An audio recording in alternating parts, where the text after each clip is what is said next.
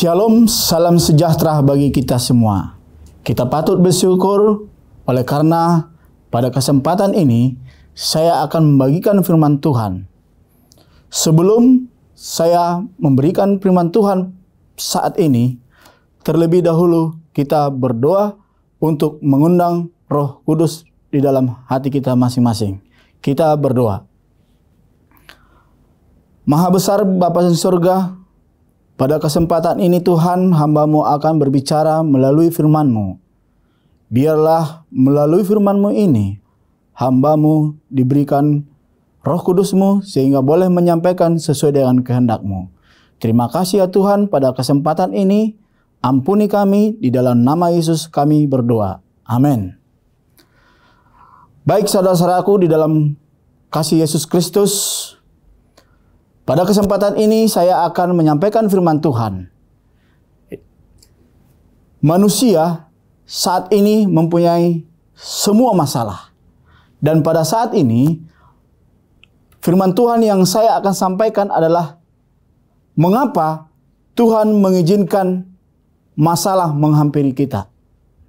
Mengapa Tuhan mengizinkan masalah menghampiri kita?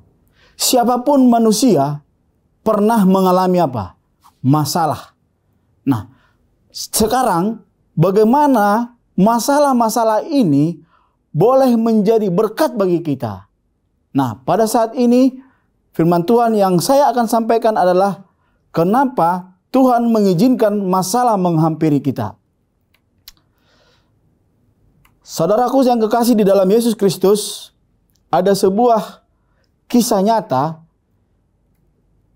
di mana kisah nyata ini terjadi seorang bernama Dwi Krismawan.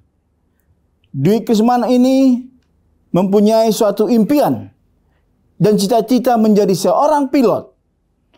Dan pada waktu cita-cita itu yang dia inginkan, dia mengalami kecelakaan pada saat pesawat yang ditumpanginya mengalami kehancuran dan terbakar. Dan pada saat itu, dia mengalami luka bakar 50% di dalam tubuhnya. Impian menjadi seorang pilot menjadi hancur, di mana kondisinya yang sudah mengalami luka bakar membuat cita-cita dia menjadi seorang pilot menjadi musnah. Akan tetapi di dalam kisah nyata ini dikatakan bahwa di dalam keadaan yang terpuruk yang dia alami, dia berusaha menggapai kembali impiannya. Ya, kembali impiannya, dan dia sekarang menjadi seorang apa? Menjadi peternak ayam, menjadi seorang pembisnis. Dan dikatakan di sini di dalam kisah ini, ya, dia membuat suatu judul film yang judulnya adalah Bawa Aku Terbang, dan ini menjadi suatu inspirasi banyak semua orang. Dan di dalam suatu impiannya tadi, ya, yang awalnya menjadi seorang pilot dan sekarang menjadi seorang motivator. Oleh karena semua orang mempunyai masalah, putus asa. Namun di dalam suatu masalah atau dalam suatu impian, Tuhan menjadikan berkat bagi dia. Dan dikatakan di sini, Dwi Krismawan ini menjadi seorang yang sukses, ya, menjadi seorang yang sukses dan menjadikan berkat bagi orang lain. Yang dulunya mungkin yang punya cita-cita seorang pilot, tetapi dia mempunyai suatu berkat yang lain yang menjadi Tuhan berikan kepada Dwi Krismawan ini. Saudaraku yang kekasih di dalam Yesus Kristus, pelajaran kita pada saat ini adalah mengenai masalah. Masalah-masalah yang kita hadapi bisa membuat kita jatuh ataupun bertumbuh. Tergantung dari mana cara kita menanggapinya. Ada 5 maksud Tuhan mengizinkan masalah di dalam hidup ini. Ya, ada 5 maksud Tuhan mengizinkan masalah dalam hidup ini untuk menjadi kebaikan bagi kita. Yang pertama adalah untuk mengarahkan kita. Ya, kadang masalah ini, ya, kita hadapi, Tuhan izinkan untuk mengarahkan kita. atau menyadarkan kita bahwa kita tidak bisa hidup tanpa dia, ya. Bahwa kita tidak bisa hidup tanpa dia. Masalah bisa menjadi suatu cara yang Tuhan pakai untuk memperhatikan kita, ya. Saya punya suatu kisah, ya, dalam pengalaman pribadi, bila mana saya hadapi masalah, ya, pasti saya lebih banyak berdoa, ya. Saya komunikasi sama Tuhan. Tuhan, saya mempunyai masalah. Tolong Engkau berikan kekuatan bagi saya. Engkau berikan masalah ini bisa saya kuatkan, sehingga saya boleh melalui masalah ini, ya. Beberapa bulan yang lalu, masalah saya itu adalah bagaimana seorang sahabat saya yang memohon kepada saya untuk menyediakan rental mobil bagi saya. Saya berikan terbaik bagi teman saya ini. Akan tetapi, teman saya ini menyalahgunakan kepercayaan yang saya berikan kepada dia. Malah mobil rental yang dia pinjam dari saya, dia gadekan itu mobil kepada orang lain. Saya sampai stres masalah ini. Kenapa sahabat saya melakukan hal demikian? Karena ini mobil adalah mobil perusahaan yang saya percayakan kepada dia untuk dia pakai. Namun nyatanya dia gadekan kepada orang lain. Dan beberapa hari tidak kelihatan ini mobil. Saya stres mencarinya. Nah, masalah inilah yang membuat saya, Tuhan bantu saya mengatasi masalah-masalah ini. Nah, inilah yang menjadi bagaimana saya makin diarahkan Tuhan untuk mendekatkan kepada Dia di dalam masalah ini. Sehingga saudaraku dalam kekasih, oleh karena masalah ini, saya lakukan di tengah subuh jam 1 pagi saya berdoa kepada Tuhan. Tuhan, tolong tunjukkan mobil yang tidak kelihatan ini. Dalam beberapa hari kemudian Tuhan kasih petunjuk bagi saya. Dan akhirnya oleh karena tuntunan Tuhan, mobil ini saya dapatkan dan ternyata digade di sesuatu tempat yang jauh dari kota ini. Nah, inilah menjadi suatu masalah yang kadang kita diarahkan, ya, didekatkan kepada Tuhan. Tuhan kasih ini masalah kepada saya agar saya lebih dekat kepada Tuhan. Saya boleh kembali kepada Tuhan untuk berdoa. Dan saya kembali memohon kepada Tuhan. Dikatakan di sini bahwa saat kita merasa diri kita kuat, Tuhan tidak dapat berkarya dalam diri kita. Kenapa? Karena kita merasa bahwa kita ini sudah memilikinya semua. Sehingga apapun yang ada dalam diri kita, tidak kita merasakan kita peduli sama Tuhan. Saudaraku yang kekasih di dalam Yesus Kristus, di dalam 2 Korintus 12 ayat 9 dan 10 dikatakan, jawab Tuhan kepadaku, cukuplah kasih karuniaku bagimu, sebab justru dalam kelemahanlah kuasaku menjadi sempurna. Sebab itu terlebih suka aku bermegah atas kelemahanku, supaya kuasa Kristus turun menaungi aku. Karena itu aku senang dan rela di dalam kelemahan, di dalam siksaan, di dalam kesukaran, di dalam penganiayaan dan kesesakan oleh karena Kristus. Sebab jika aku lemah, maka aku kuat. Ini merupakan suatu pelajaran yang diberikan oleh Rasul Paulus kepada kita. Di mana di saat kita mempunyai suatu problema, suatu kelemahan, tetapi Tuhan memberikan kekuatan kepada kita. Oleh karena kita berserah kepada Tuhan. Saudaraku di dalam Yesus Kristus, yang kedua adalah kenapa masalah ini Tuhan izinkan kepada kita. Yang kedua adalah untuk menguji kita, ya, untuk menguji kita. Hidup itu bagaikan teh celup, ya. Jika kita ingin tahu apa yang ada di dalamnya, maka kita akan mencelupkan saja teh ke dalam air yang panas ini. Maka kelihatanlah warna apa ini teh. Terkadang Tuhan untuk menguji kesetiaan kita harus melalui air panas masalah. air panas masalah. Bahwa dikatakan bahwa emas yang menjadi murni harus dipanaskan dalam api. Ya, kita tahu itu semua bahwa untuk memperoleh emas murni harus dilebur dengan apa? Dengan api yang begitu panas. Nah, di dalam Yakobus 1 ayat 2-3 dikatakan, saudaraku, anggaplah sebagai suatu kebahagiaan apabila kamu jatuh ke dalam berbagai pencobaan. Sebab kamu tahu bahwa ujian terhadap imanmu itu menghasilkan ketekunan. Ya, dikatakan sudah jelas dalam Yakobus 1 ayat 2 dan 3 dikatakan, anggaplah suatu masalah ataupun pencobaan menjadi suatu ujian iman kita. Ya, ujian iman kita. Karena di dalam ujian kita ini akan memperoleh apa? Hasil dan ketekunan. Ya. Jadi saudaraku dalam kekasih, janganlah kita terus berputus asa dalam segala apa? Masalah-masalah ini.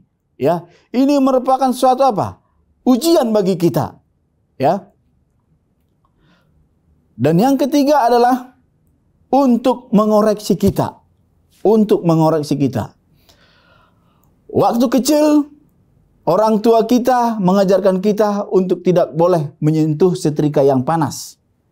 Ya, kadang saya juga menyatakan pada waktu anak saya kecil, itu panas itu, jangan dekat-dekat.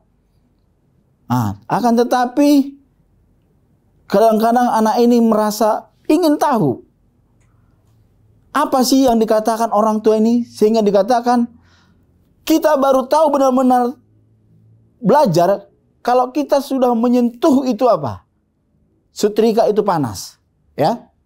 Dikatakan ada kalanya kita menghargai teman, hubungan, kesehatan kita ini untuk memperoleh suatu pelajaran dalam hidup kita. Ya. Jadi kadang masalah itu bisa mengoreksi akan diri kita. Ya.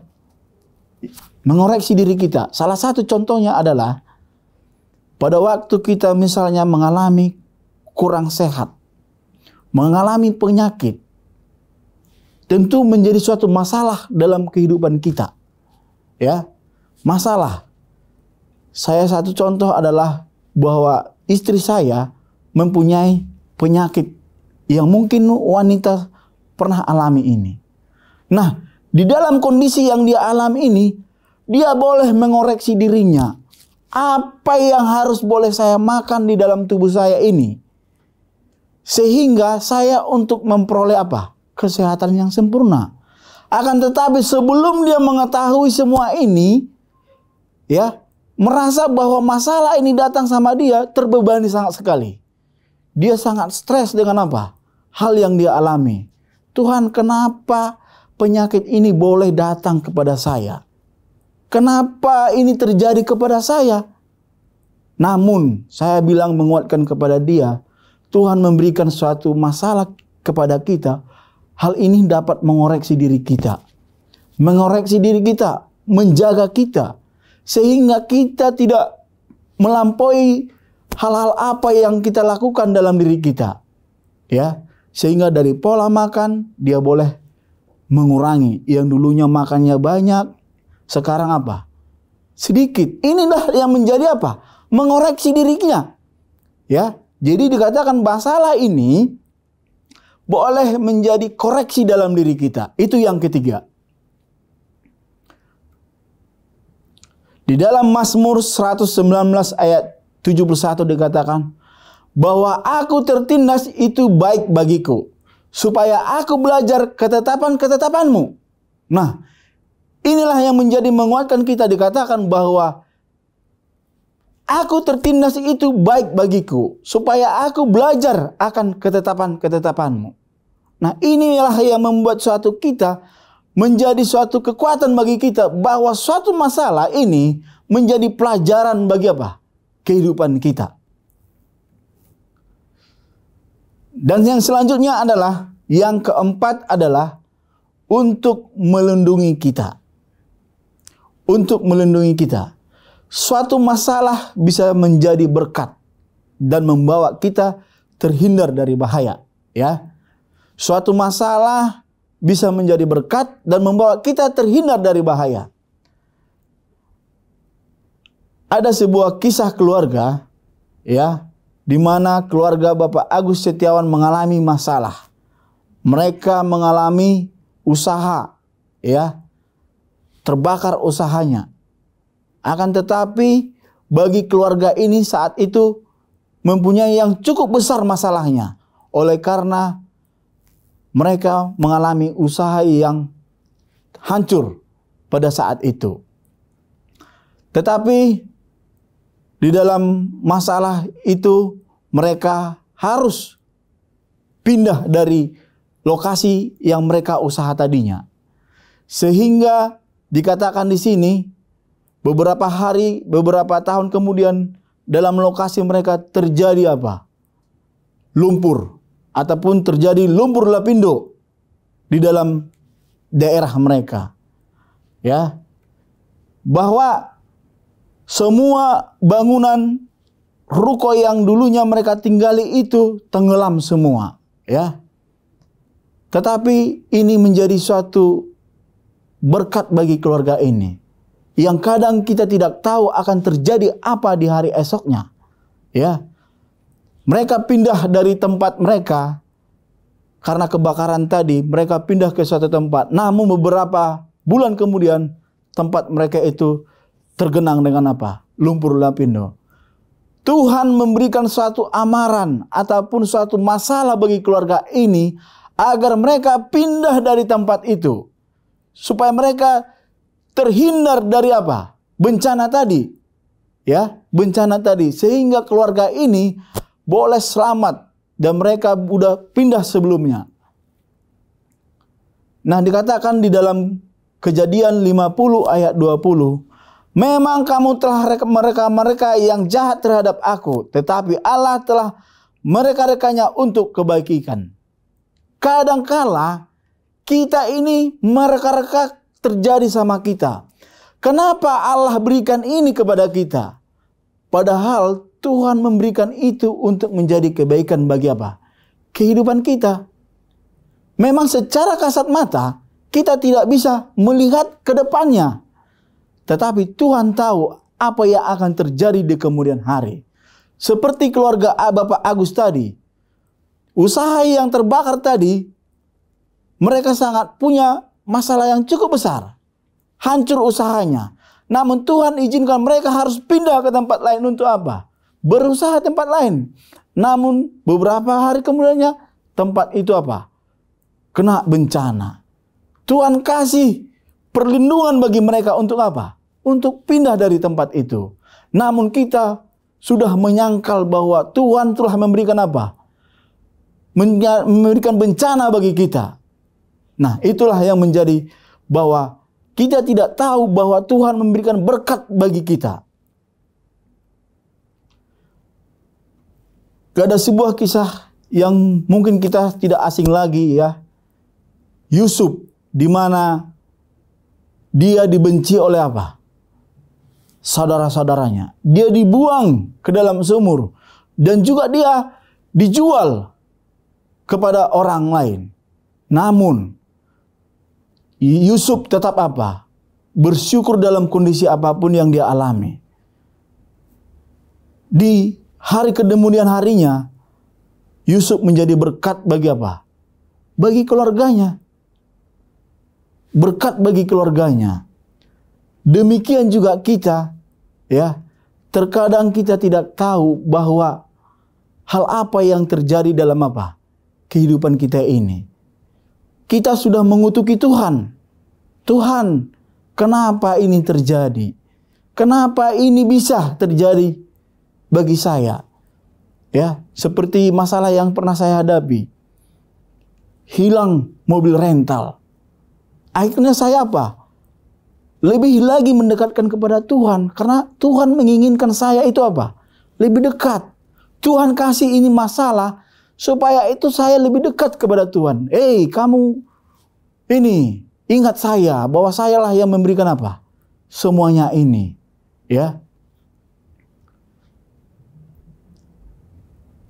Saudaraku yang kekasih dalam Yesus Kristus, yang terakhir adalah untuk menyempurnakan kita. Ya, untuk menyempurnakan kita.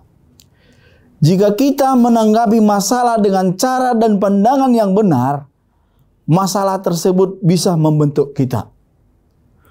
Tuhan lebih memperhatikan karakter kita daripada kenyamanan kita.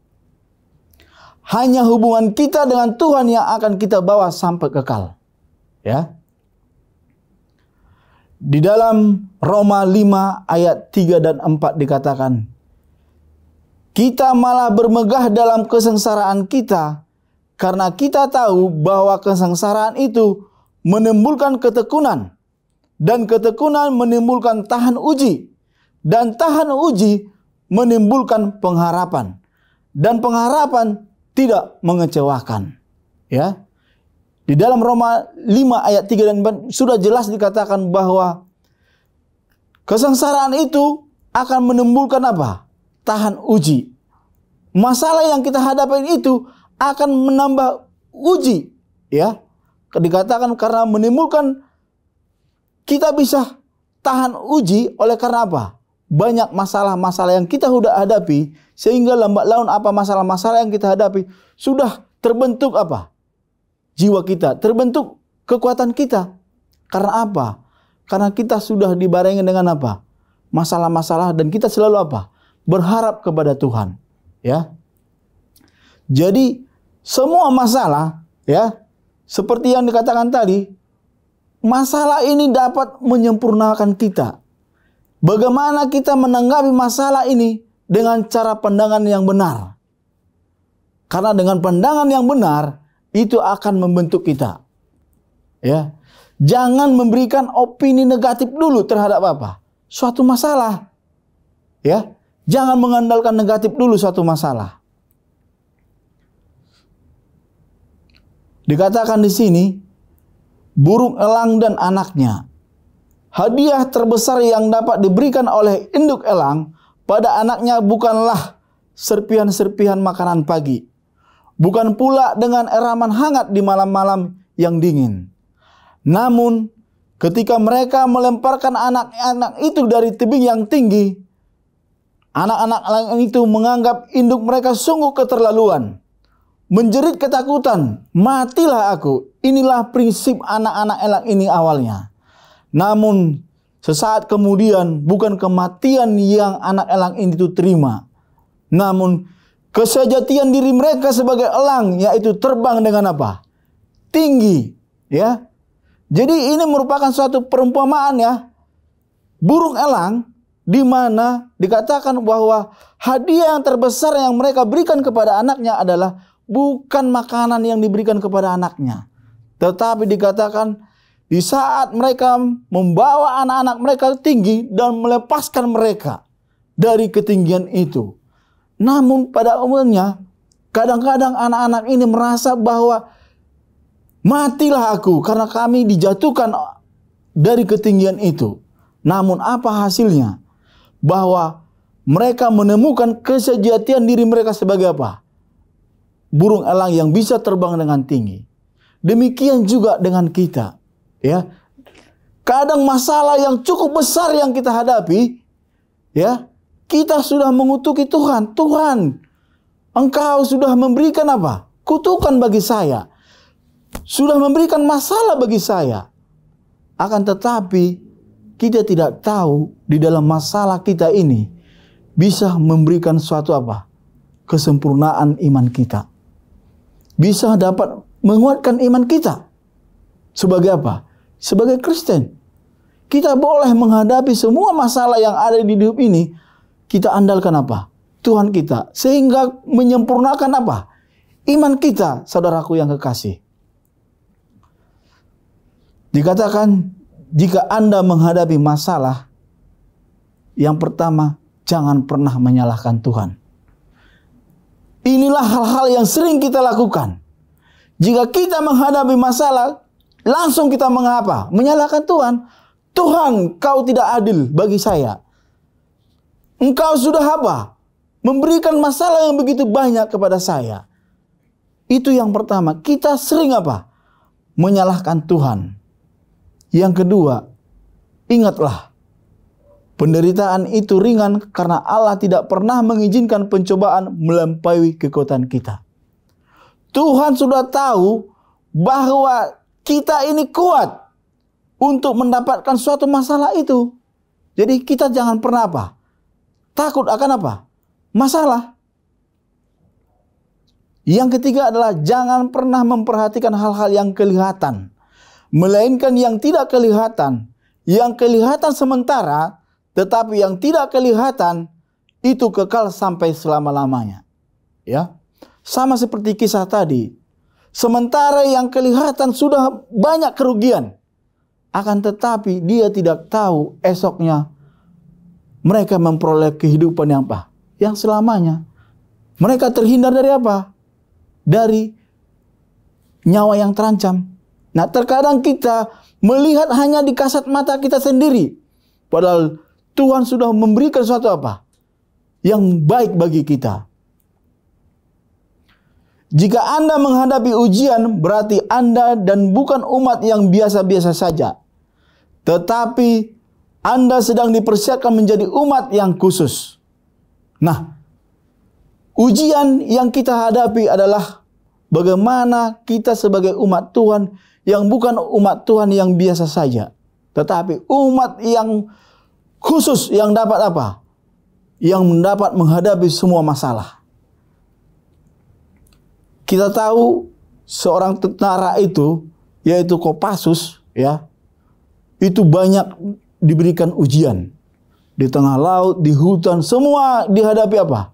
Ujian ini.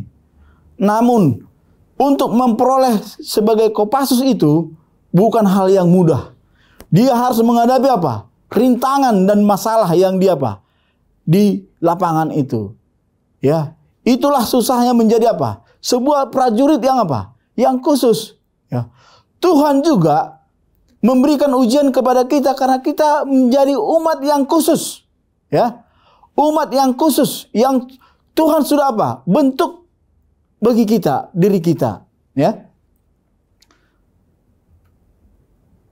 Saudaraku yang kekasih di dalam Yesus Kristus, firman Tuhan pada saat ini sebagai ayat penutup yang akan saya sampaikan, mari kita buka dalam Alkitab kita, dalam 1 Korintus 10 ayat 13b. Ya, kita buka Alkitab kita dalam 1 Korintus 10 ayat 13b. Pada waktu kamu dicobai, Ia akan memberikan kepadamu jalan keluar, sehingga kamu mendapat menanggungnya. Ini merupakan suatu jaminan yang Tuhan sudah janjikan kepada kita. Dikatakan dalam 1 Korintus tadi, pada waktu kamu dicobai, Ia akan memberikan kepada kamu jalan keluar. Sehingga kamu dapat menanggung semua apa? Masalahnya. Inilah yang kita harapkan sebagai umat Tuhan. Jangan pernah kita berputus asa dengan masalah yang menghampiri kita. Ya, karena melalui firman Tuhan pada saat ini kita bisa dikuatkan. Dikatakan Tuhan akan memberikan setiap masalahnya jalan keluarnya kepada kita. Tuhan akan memberikan yang terbaik dalam segala masalah dalam kehidupan kita. Oleh sebab itu saudaraku yang kekasih, seperti judul yang saya katakan tadi, kenapa Tuhan mengizinkan masalah menghampiri dalam hidup kita? Ada 5 poin yang kita sudah pelajari pada saat ini. Kiranya melalui pelajaran yang kita pelajari pada saat ini, kita boleh dikuatkan dalam segala hal, dalam setiap masalah, sehingga di dalam masalah-masalah yang kita hadapi dalam kehidupan ini, boleh kita dikuatkan, boleh kita diuji, dan boleh menjadi berkat dalam setiap masalah-masalah. Kiranya melalui firman Tuhan yang singkat ini, kita boleh dihidupkan, kita boleh dikuatkan, sehingga masalah itu yang dapat menghampiri kita, itu menjadi berkat, menjadi kehidupan kita. Tuhan memberkati kita. Shalom.